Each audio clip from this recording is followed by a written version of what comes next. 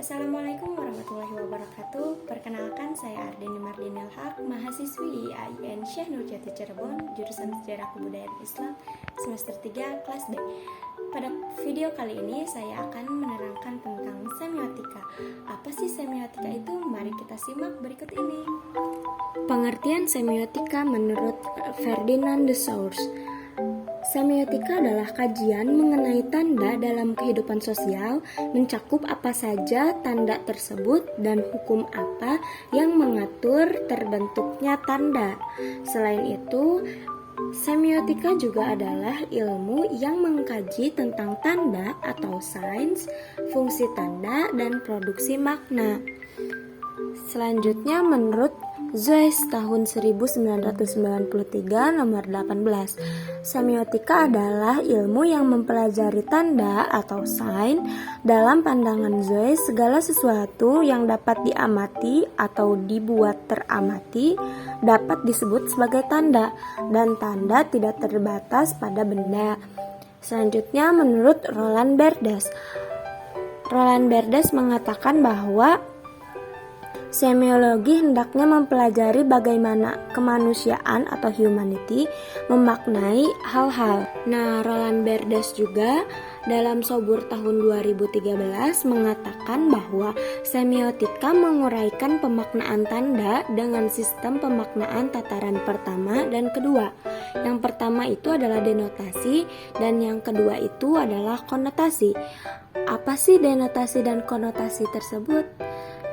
Denotasi adalah tataran pertama yang maknanya bersifat tertutup.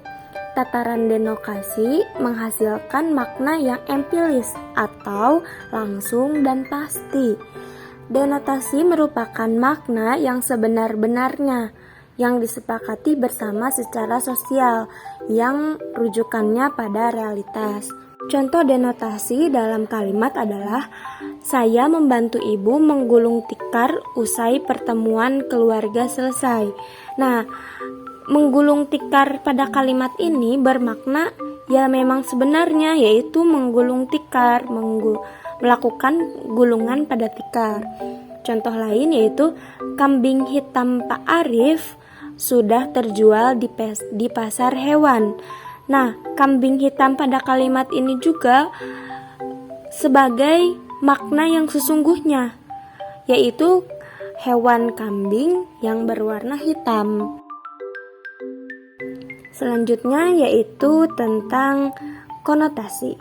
Konotasi adalah sebuah kata yang mengandung makna kias atau kata yang bukan sebenarnya, jadi kebalikan dari denotasi. Nah, tanda yang penandanya mempunyai keterbukaan makna atau makna yang empiris atau tidak langsung dan tidak pasti, artinya terbuka kemungkinan terhadap penafsiran-penafsiran baru. Contoh konotasi dalam kalimat adalah Pak Rizal menjadi tangan kanan polisi untuk membantu memecahkan kasus penculikan. Nah, dalam artian kalimat ini tidak mungkin Pak Rizal menjadi sebuah tangan kanan. Nah, dalam kalimat ini ada kata yang bukan sebenarnya, yaitu tangan kanan.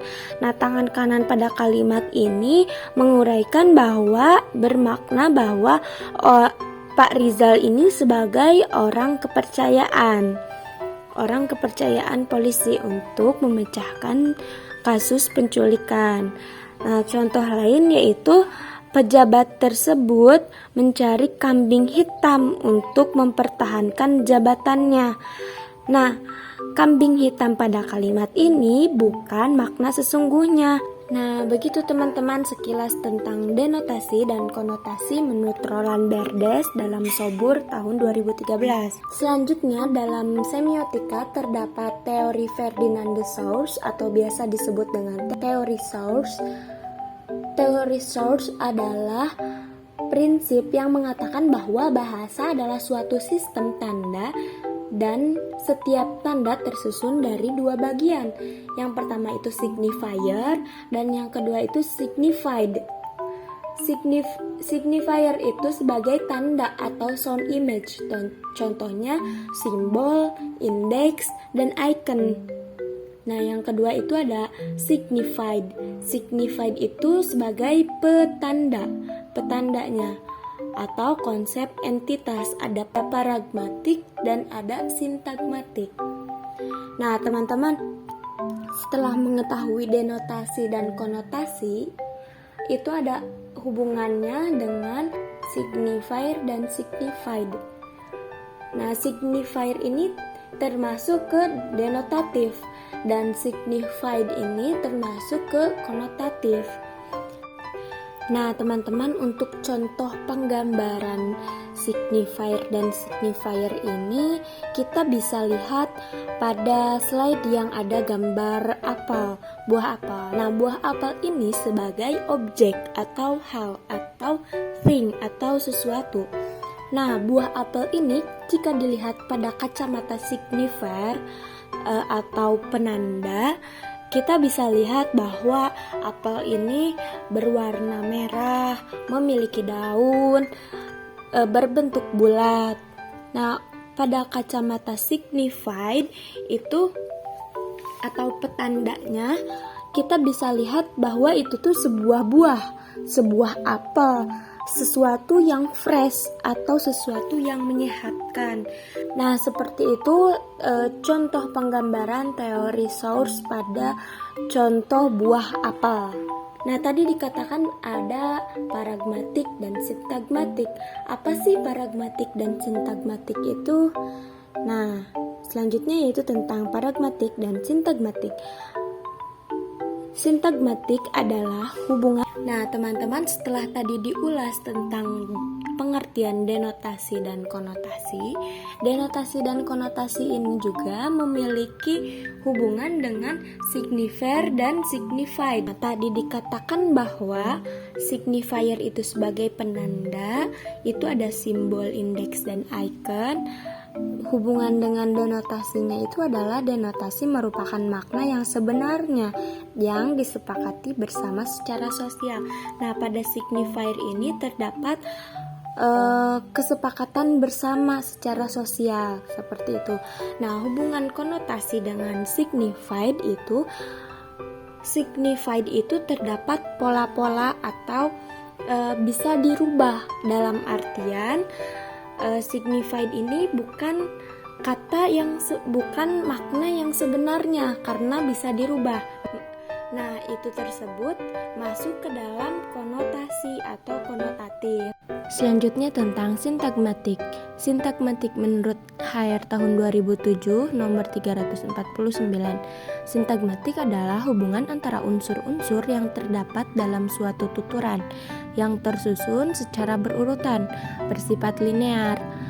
Umpamanya, pada kata kita terdapat hubungan fonem dengan urutan huruf K, I, T, A. Apabila urutannya diubah secara semantis, maknanya akan berubah atau bisa jadi tidak bermakna sama sekali. Contohnya, kata KITA pada huruf KITA bisa dirubah dengan KIAT, KATI, KAIT atau IKAT.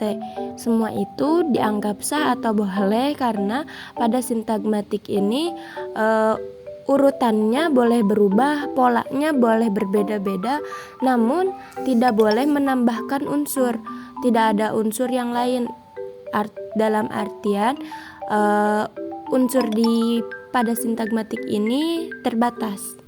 Selanjutnya yaitu tentang paragmatik. Menurut Haier kembali tahun 2007 nomor 350, hubungan paragmatik pada tataran fonologi tampak pada contoh antara bunyi R, K, B, M, dan D yang terdapat pada kata,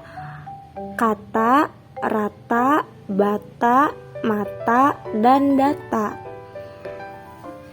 Contohnya, ada kata rata, selanjutnya ada kata, selanjutnya ada bata, mata, dan data. Nah, dalam uraian data di atas, hubungan pragmatik pada tataran fonemik dapat dianalisis di mana fonem R dalam kata rata mempunyai hubungan pragmatik dengan fonem yang dapat dipertukarkan dengan fungsi sejenis lainnya seperti fonem K pada kata kata, fonem B pada kata bata, atau fonem M pada kata mata, dan fonem D pada kata data. Contoh lain ada kata aku, oca, asi. Nah, atau ada huruf 1, 2, 3, 5, 6, 7, 7, 8, 9. Nah, dalam artian pragmatik ini sendiri perlu dianalisis, ada hal yang sama, ada pola yang sama, seperti itu. Seperti tadi pada contoh aku, oca, dan asi itu terdapat huruf vokal yang berjumlah 2 dan konsonan yang berjumlah 1. Dalam artian aku dan oca itu memiliki 2 vokal dan 1 konsonan. Nah, untuk contoh pada angka ada 1, 2, 3, selanjutnya 5, 6, 7. Itu ada pola yang ganjil genap. Yang pertama dan yang ketiga itu ganjil, dan yang kedua itu genap. Nah, pragmatik ini juga tidak terbatas, dalam artian bisa ditambahkan unsur baru, namun dalam polanya harus tetap sama. Nah, berbeda dengan sintagmatik. Sintagmatik itu polanya bisa berbeda, namun unsur atau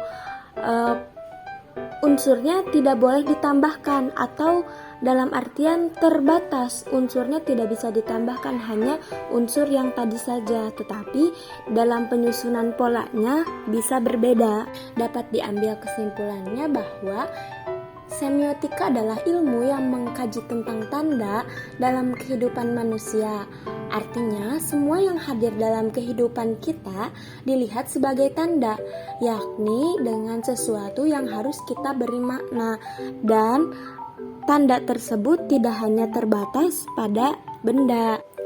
Nah, teman-teman, setelah kita mengetahui apa itu semiotika, denotasi konotasi, signifier dan signifier, teori source, pragmatik dan sintagmatik. Nah, kita juga perlu mengetahui apa itu fungsi dari semiotika. Sebagai ilmu, semiotika itu berfungsi sebagai untuk mengungkapkan secara ilmiah keseluruhan tanda dalam kehidupan, baik tanda yang verbal maupun non-verbal. Nah, semiotika juga sering digunakan dalam analisis teks. Teksnya itu berupa verbal maupun non-verbal. Nah, jelas sudah ilmu semiotika ini sangat penting untuk kehidupan. Sekian penjelasan semiotika dari saya. Mohon maaf apabila terdapat banyak kesalahan. Wassalamualaikum warahmatullahi wabarakatuh.